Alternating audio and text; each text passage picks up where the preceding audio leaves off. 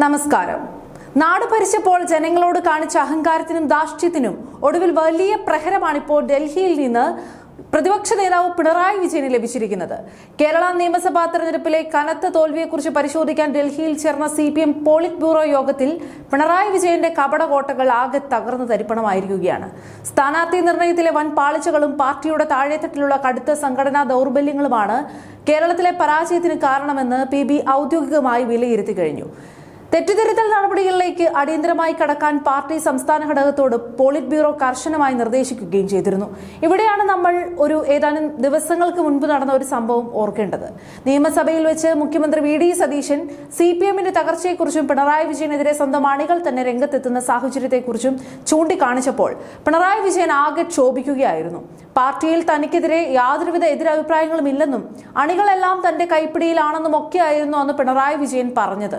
എന്നാൽ അതിനെയെല്ലാം പച്ചയ്ക്ക് തള്ളിക്കൊണ്ടുള്ള വിവരങ്ങളാണ് ഇപ്പോൾ ഡൽഹിയിലെ PB യോഗത്തിൽ നിന്നും പുറത്തുവരുന്നത്. പരാജയത്തിന് പിന്നാലെ ചേരുന്ന രണ്ടാമത്തെ PB യോഗം കൂടിയാണിത്.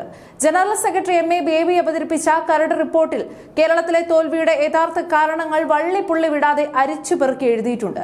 വരും ദിവസങ്ങളിൽ, അതായത് ജൂലൈ 11 മുതൽ 3 ദിവസം ചേരുന്ന പ്രത്യേക കേന്ദ്ര കമ്മിറ്റി യോഗത്തിൽ കേരളത്തിലെ ഈ കനത്ത തകർച്ചയെക്കുറിച്ചുള്ള വിട്ടുവീഴ്ചകളില്ലാത്ത വിചാരണ നടക്കാൻ പോവുകയാണ്. പാർട്ടിയുടെ താഴെത്തട്ടിൽ അണികൾക്കിടയിൽ വലിയ രീതിയിലുള്ള വിദ്വേഷവും പ്രശ്നങ്ങളും നിലനിൽക്കുന്നുണ്ടെന്നും അതിനെല്ലാം ഉടൻ പരിഹാരം കണ്ടെത്തണമെന്നുമാണ് PBയുടെ നിർദ്ദേശം.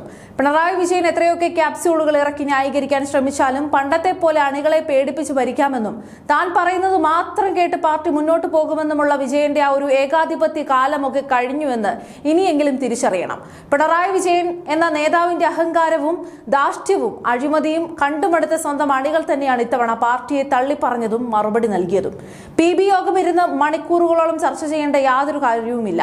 കേരളത്തിലെ ജനങ്ങൾക്ക് കൃത്യമായി അറിയാം എന്തിനാണ് CPMനെ അധികാരത്തിൽ നിന്ന് ജനങ്ങൾ വലിച്ചു താഴെയിട്ടതെന്ന്. കേരളത്തിന് പുറമെ ബംഗാളിലുണ്ടായ അതീവ ദയനീയമായ സ്ഥിതിവിശേഷവും ഇത്തവണ PB യോഗം ഗൗരവമായി ചർച്ച ചെയ്തിട്ടുണ്ട്. ഇത്തവണ വലിയ മാറ്റങ്ങൾ ഉണ്ടാകുമെന്നും കൂടുതൽ സീറ്റുകൾ ലഭിക്കുമെന്നുമുള്ള വലിയ ആത്മവിശ്വാസത്തിലായിരുന്നു CPM. എന്നാൽ പാർട്ടിയുടെ പരമ്പരാഗത സ്വാധീന മേഖലകളിൽ പോലും ഇത്തവണയും സംപൂജ്യരായി നിൽക്കേണ്ടി വന്ന നാണംകെട്ട അവസ്ഥയാണ് ബംഗാളിൽ ഉണ്ടായത്. ഇതോടെ പാർട്ടിയെ ശരിയാക്കാൻ ബംഗാളിൽ പ്ലീനം വിളിച്ചു ചേർക്കാൻ ഒരുങ്ങുകയാണ് കേന്ദ്ര നേതൃത്വം. ബംഗാളിലെ അതേ തകർച്ചയുടെ പാതയിലേക്കാണ് ഇപ്പോൾ കേരളത്തിലെ പാർട്ടിയും പൊയ്ക്കൊണ്ടിരിക്കുന്നതെന്ന് പുറത്തുവരുന്ന റിപ്പോർട്ടുകൾ തെളിയിക്കുന്നു.